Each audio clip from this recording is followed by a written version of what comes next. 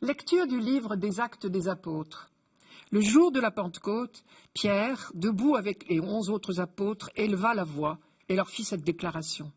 « Vous, Juifs, et vous tous qui résidez à Jérusalem, sachez bien ceci, prêtez l'oreille à mes paroles. Il s'agit de Jésus, le Nazaréen, homme que Dieu a accrédité auprès de vous, en accomplissant par lui des miracles, des prodiges et des signes au milieu de vous, comme vous le savez vous-même. Cet homme, livré selon le dessein bien arrêté et la prescience de Dieu, vous l'avez supprimé en le clouant sur le bois par la main des impies. Mais Dieu l'a ressuscité en le délivrant des douleurs de la mort, car il n'était pas possible qu'elle le retienne en son pouvoir. En effet, c'est de lui que parle David dans le psaume. Je voyais le Seigneur devant moi sans relâche, il est à ma droite, je suis inébranlable. C'est pourquoi mon cœur est en fête et ma langue exulte de joie. Ma chair elle-même reposera dans l'espérance. Tu ne peux m'abandonner au séjour des morts, ni laisser ton fidèle voir la corruption. Tu m'as appris des chemins de vie, tu me rempliras d'allégresse par ta présence.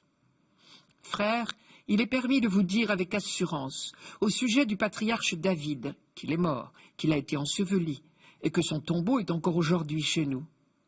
Comme il était prophète, il savait que Dieu lui avait juré de faire asseoir sur son trône un homme issu de lui. Il a vu d'avance la résurrection du Christ, dont il a parlé ainsi. Il n'a pas été abandonné à la mort, et sa chair n'a pas vu la corruption. Ce Jésus, Dieu l'a ressuscité, nous tous nous en sommes témoins. Élevé par la droite de Dieu, il a reçu du Père l'Esprit Saint qui était promis, et il l'a répandu sur nous, ainsi que vous le voyez et l'entendez. Cela se passe le matin de Pentecôte, l'année de la mort de Jésus. Jérusalem grouille de monde.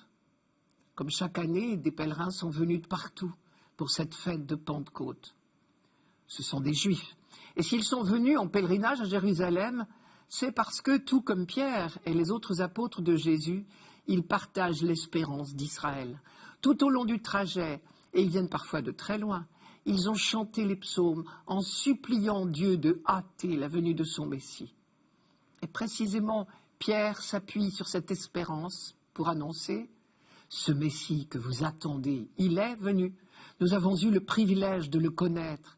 Dieu a accompli sa promesse. Le nouveau monde est déjà commencé. » À première vue, les auditeurs de Pierre sont les hommes du monde les mieux préparés à entendre ce message, puisque toute leur vie de prière, mais aussi toute leur vie quotidienne est baignée dans la mémoire des œuvres de Dieu pour son peuple et dans l'attente du Messie, celui qui accomplira la libération définitive d'Israël et de l'humanité tout entière. Et donc Pierre insiste dans son discours sur cet aspect de continuité de l'œuvre de Dieu, qui est pour lui une évidence. Et je crois que c'est très important que nous retrouvions, nous, ce sens de la continuité de l'œuvre de Dieu si nous voulons approcher la Bible. En même temps, les auditeurs de Pierre sont aussi les moins préparés à accepter ces paroles, précisément parce que s'ils attendent le Messie depuis toujours, ils ont eu le temps de se faire des idées sur lui, des idées d'hommes. Or, Dieu ne peut que surprendre nos idées d'hommes. L'un des aspects les plus inacceptables du mystère de Jésus pour ses contemporains, c'est sa mort sur la croix. Le vendredi saint, Jésus, abandonné de tous, semblait bien maudit de Dieu lui-même. Il ne pouvait donc pas être le Messie, du moins selon les idées des hommes. Et pourtant, les apôtres l'ont compris le soir de Pâques. Il était bien le Messie envoyé par Dieu. S'ils l'ont compris, c'est parce qu'ils ont vu Jésus ressuscité, ils l'ont côtoyé. Alors seulement ils ont pu s'ouvrir aux pensées de Dieu et comprendre la mission de Jésus. Pierre sait bien tout cela, et c'est pour cette raison qu'il insiste sur l'accomplissement du projet de Dieu en Jésus. Je cite, « Il s'agit de Jésus le Nazaréen, cet homme dont Dieu avait fait connaître la mission en accomplissant par lui des prodiges et des signes au milieu de vous. Cet homme livré selon le plan et la volonté de Dieu, ce Jésus, Dieu l'a ressuscité. Élevé dans la gloire par la puissance de Dieu, il a reçu de son Père l'Esprit Saint qui était promis. » Et Pierre termine en faisant appel à l'expérience de ses auditeurs. Il leur dit, « c'est ce que vous voyez et entendez. Et là, il parle du spectacle que donnent les apôtres désormais. Il sait qu'on ne peut devenir témoin à son tour que lorsqu'on a l'expérience de l'œuvre de Dieu. Pour les auditeurs de Pierre, qui n'ont pas été directement témoins de la résurrection, la seule expérience possible, c'est celle de voir et entendre les 12 apôtres transformés par l'Esprit Saint, à commencer par Pierre lui-même, lui qui avait succombé à la peur pendant le procès de Jésus, au point de le renier publiquement, le même qui, après la mort du Christ, se calfeutrait avec les autres disciples dans une salle verrouillée. C'est bien le même que nous retrouvons aujourd'hui, 1 mois et demi plus tard, et cette fois, il improvise un grand discours devant des milliers de gens. Celui qui avait renié son maître il n'y a pas si longtemps se réjouira bientôt d'être persécuté pour avoir trop parlé. C'est certainement l'un des plus grands miracles des Actes des Apôtres. Et quand je dis miracle, je veux dire que cette force toute neuve, cette audace, Pierre ne la puise pas en lui-même. Elle est don de Dieu.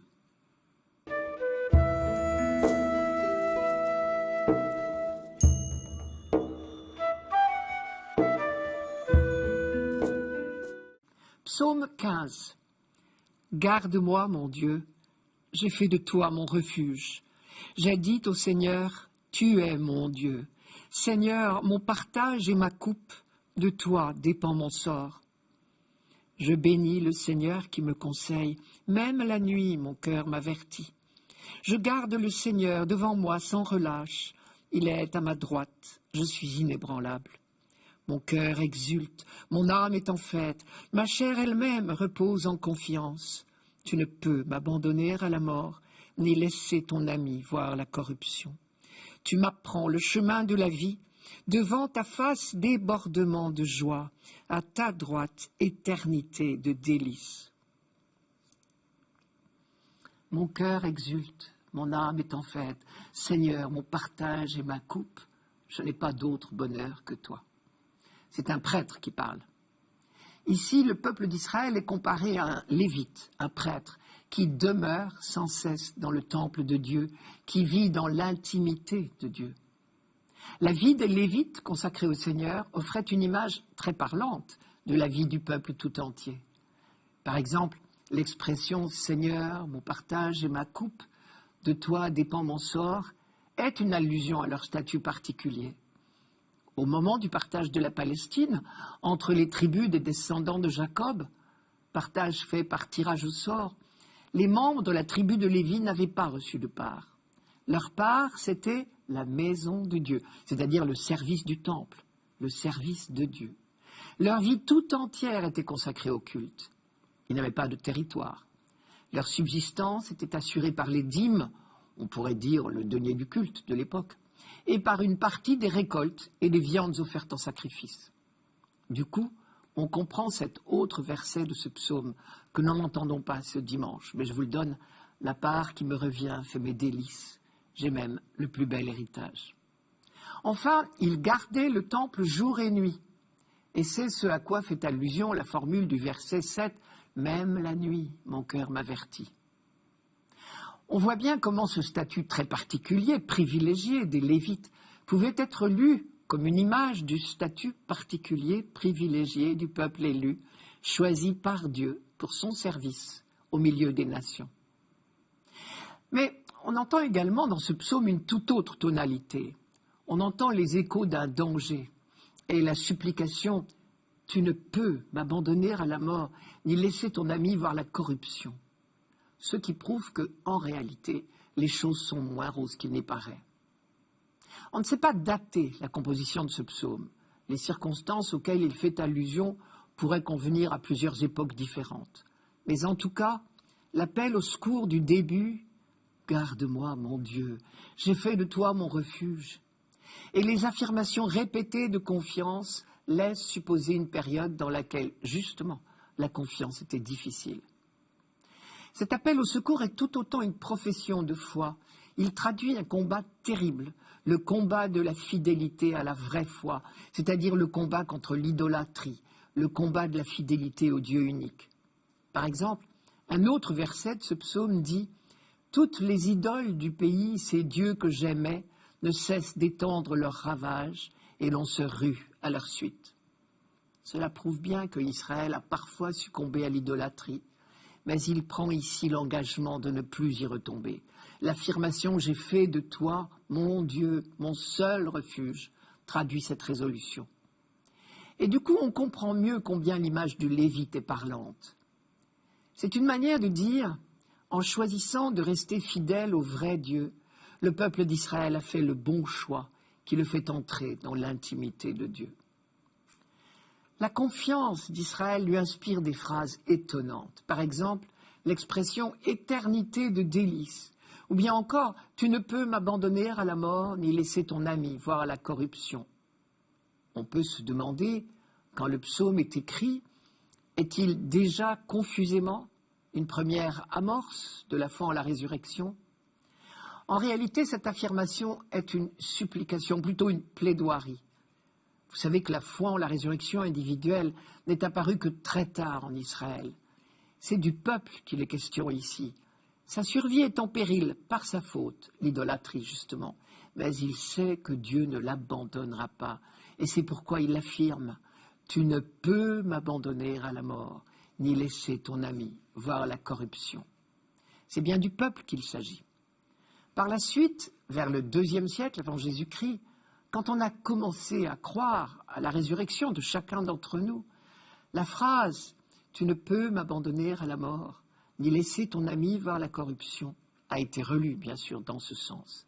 Et plus tard encore, les chrétiens ont également relu ce psaume à leur manière. Nous l'avons entendu dans la première lecture de ce dimanche. Pierre, le matin de la Pentecôte, a cité ce psaume aux pèlerins juifs venus nombreux à Jérusalem pour la fête.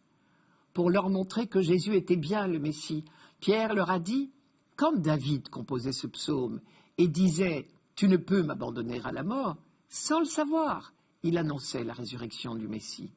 Or Jésus est ressuscité, et c'est donc bien de lui que David parlait, sans savoir le nommer, évidemment.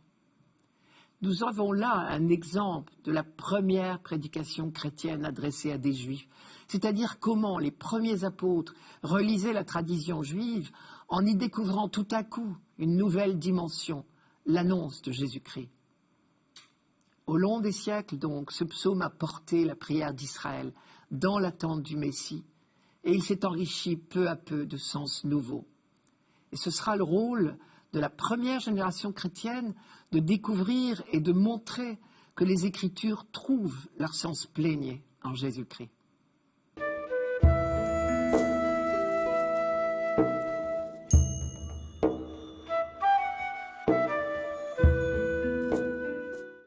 Lecture de la première lettre de Saint Pierre apôtre. Bien-aimés, si vous invoquez comme Père celui qui juge impartialement chacun selon son œuvre, vivez donc dans la crainte de Dieu pendant le temps où vous résidez ici-bas en étranger. Vous le savez, ce n'est pas par des biens corruptibles, l'argent ou l'or, que vous avez été rachetés de la conduite superficielle héritée de vos pères, mais c'est par un sang précieux, celui d'un agneau sans défaut et sans tache, le Christ. Dès avant la fondation du monde, Dieu l'avait désigné d'avance, et il l'a manifesté à la fin des temps à cause de vous. C'est bien par lui que vous croyez en Dieu, qu'il a ressuscité d'entre les morts et qui lui a donné la gloire. Ainsi, vous mettez votre foi et votre espérance en Dieu. Les communautés auxquelles Pierre s'adresse sont toutes situées dans ce que nous appelons aujourd'hui la Turquie. Or, il dit à ses lecteurs, « Vous avez été rachetés de la conduite superficielle héritée de vos pères. » On en déduit que ces chrétiens de Turquie n'étaient pas d'origine juive. Pierre, juif lui-même, ne dirait pas une telle phrase à des juifs. Il sait trop bien quelle espérance traverse les Écritures et à quel point toute la vie de son peuple est tendue vers Dieu. Impossible de parler d'une conduite superficielle. Mais s'il s'agit de non-juifs, comme on le croit, la première chose qui saute aux yeux dans ce simple passage, c'est le nombre impressionnant d'allusions à la Bible. Par exemple, des expressions comme « le sang de l'agneau sans défaut et sans tache » Le Père qui juge impartialement, la crainte de Dieu. Si Pierre les emploie sans les expliquer, c'est que son auditoire les connaît. Et est-ce possible si ce sont des non-juifs? Voilà l'hypothèse la plus probable. Autour des synagogues gravitaient de nombreux sympathisants, et parmi eux un nombre important de ceux qu'on appelait les craignants Dieu. Ils étaient si proches du judaïsme qu'ils pratiquaient le Shabbat, et donc entendaient toutes les lectures de la synagogue chaque samedi matin. Par conséquent, ils connaissaient très bien les Écritures juives. Mais ils n'avaient jamais été jusqu'à demander la circoncision. On croit savoir que les premiers chrétiens se sont recrutés majoritairement parmi eux. Je reviens à 2 formules de la lettre de Pierre qui peuvent nous heurter. L'expression « crainte de Dieu » d'abord. Elle a un sens tout particulier dans la Bible, précisément parce que Dieu s'est révélé à son peuple comme un père. Rappelez-vous la phrase du psaume 102, 103, « Comme la tendresse du Père pour ses fils, ainsi est la tendresse du Seigneur pour celui qui le craint. » La crainte de Dieu, ce n'est donc pas la peur, c'est une attitude filiale, faite de tendresse, de respect, de vénération et d'une confiance totale. Pierre le dit bien, « Vous invoquez Dieu comme votre Père, vivez donc dans la crainte de Dieu. » C'est logique. Vous l'invoquez comme votre Père, alors conduisez-vous en fils. Je reprends encore une fois cette phrase, mais en entier cette fois. Si vous invoquez comme Père celui qui juge impartialement chacun selon son œuvre, vivez donc dans la crainte de Dieu. D'après l'insistance de Pierre sur celui qui juge impartialement chacun selon son œuvre, on devine que certains de ces nouveaux chrétiens, qui venaient du paganisme, étaient complexés par rapport aux chrétiens d'origine juive. Et Pierre veut donc les rassurer. Il leur dit en substance, « Vous êtes fils tout comme les autres, conduisez-vous en fils tout simplement. » Deuxième formule qui risque de nous heurter. Vous avez été rachetés par le sang précieux du Christ. J'ai volontairement tronqué la phrase, car c'est sous cette forme raccourcie qu'elle nous choque. Nous sommes tentés d'y voir un affreux marchandage, sans bien pouvoir dire d'ailleurs entre qui et qui. Si je prends au contraire la phrase de Pierre en entier, ce n'est pas par des biens corruptibles, l'argent ou l'or, que vous avez été rachetés de la conduite superficielle héritée de vos pères, mais c'est par un sang précieux, celui d'un agneau sans défaut et sans tache, le Christ. Je découvre 2 choses. Premièrement, il ne s'agit pas de marchandage. Notre libération est gratuite, je devrais dire gracieuse, c'est-à-dire donnée. Pierre prend bien soin de dire, ce n'est pas l'or et l'argent. Manière de dire, c'est gratuit. Deuxièmement, Pierre ne met pas l'accent là où nous le mettons, nous.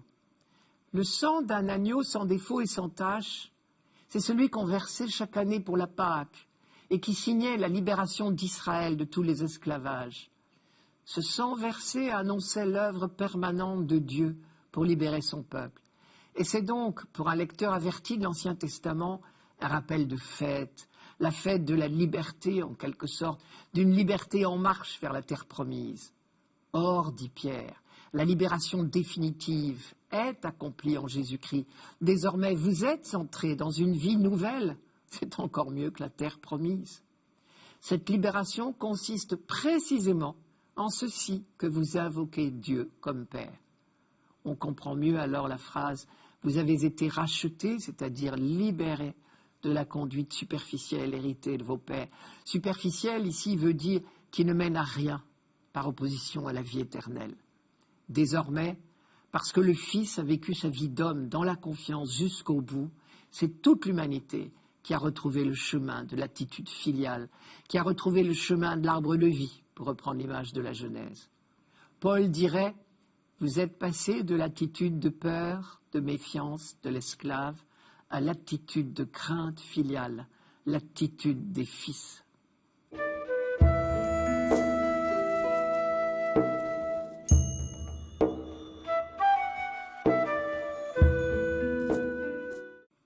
Évangile de Jésus-Christ selon saint Luc.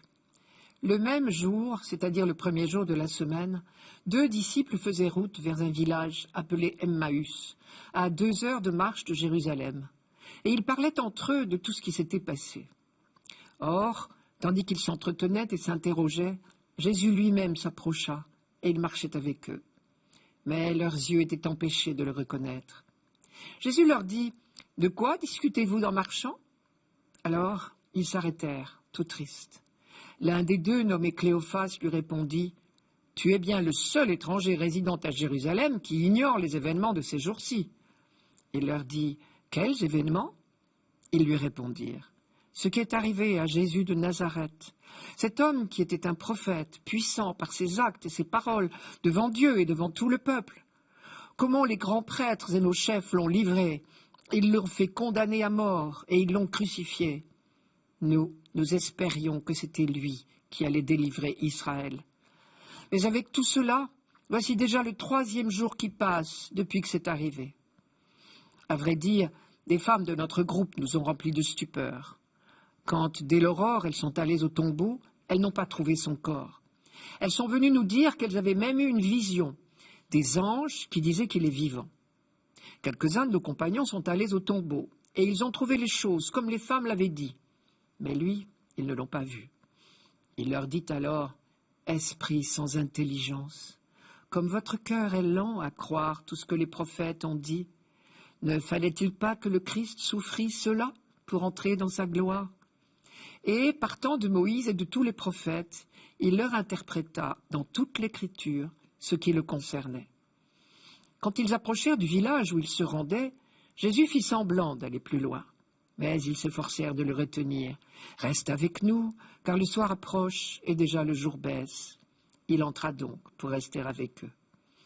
Quand il fut à table avec eux, ayant pris le pain, il prononça la bénédiction, et l'ayant rompu, il le leur donna. Alors leurs yeux s'ouvrirent, et ils le reconnurent, mais il disparut à leur regard. Ils se dirent l'un à l'autre, « Notre cœur n'était-il pas brûlant en nous, tandis qu'il nous parlait sur la route et nous ouvrait les Écritures ?» À l'instant même, ils se levèrent et retournèrent à Jérusalem. Ils y trouvèrent réunis les 11 apôtres et leurs compagnons qui leur dirent, « Le Seigneur est réellement ressuscité. Il est apparu à Simon-Pierre. » À leur tour, ils racontaient ce qui s'était passé sur la route et comment le Seigneur s'était fait reconnaître par eux à la fraction du pain. Partant de Moïse et de tous les prophètes, il leur expliqua dans toute l'Écriture ce qui le concernait. J'en déduis que Jésus-Christ est au centre du projet de Dieu qui se révèle dans l'Écriture. Mais n'oublions pas que la reconnaissance du Christ comme Messie n'est pas une évidence. Elle le devient pour ceux dont les yeux s'ouvrent d'une certaine manière. On aimerait connaître évidemment la liste des textes que Jésus a parcourus avec les 2 disciples d'Emmaüs. À la fin de ce parcours biblique avec eux, Jésus conclut « Ne fallait-il pas que le Messie souffrit tout cela pour entrer dans sa gloire ?» Je m'arrête sur cette formule qui représente une vraie difficulté pour nous, car elle se prête à 2 lectures possibles, il me semble. Première lecture possible, il fallait que le Christ souffrit pour mériter d'entrer dans sa gloire, comme s'il y avait là une exigence de la part du Père. Mais cette lecture est une tentation qui trahit les Écritures. Elle présente la relation de Jésus à son Père en termes de mérite, ce qui n'est nullement conforme à la révélation de l'Ancien Testament que Jésus a développé, que Dieu n'est que amour et don et pardon. Avec lui, il n'est pas question de balance, de mérite, d'arithmétique, de calcul. Il est vrai que le Nouveau Testament parle souvent de l'accomplissement des Écritures, mais ce n'est pas dans ce sens-là. Alors il y a une 2e manière de lire cette phrase. Il fallait que le Christ souffrit pour entrer dans sa gloire. La gloire de Dieu, c'est sa présence qui se manifeste à nous. Or, Dieu est amour. On pourrait donc transformer la phrase en « Il fallait que le Christ souffrit pour que l'amour de Dieu soit manifesté, révélé. » Or, je crois que Jésus a donné lui-même d'avance l'explication de sa mort, lorsqu'il a dit à ses disciples « Il n'y a pas de plus grand amour que de donner sa vie pour ceux qu'on aime. » C'est-à-dire, il fallait que l'amour aille jusque-là, jusqu'à affronter la haine, l'abandon, la mort, pour que vous découvriez que l'amour de Dieu est le plus grand amour. Pour que nous découvrions jusqu'où va l'amour de Dieu, qui est tellement au-dessus de nos amours humaines, tellement impensable au vrai sens du terme, Il fallait qu'il nous soit révélé. Et pour qu'il nous soit révélé, il fallait qu'il aille jusque-là. Il fallait ne veut donc pas dire une exigence de Dieu, mais une nécessité pour nous. Dire que les événements de la vie de Jésus accomplissent les Écritures, c'est dire que sa vie tout entière est révélation en acte de cet amour du Père, quelles que soient les circonstances, y compris la persécution, la haine, la condamnation, la mort. Et la résurrection de Jésus vient authentifier cette révélation que l'amour est plus fort que la mort.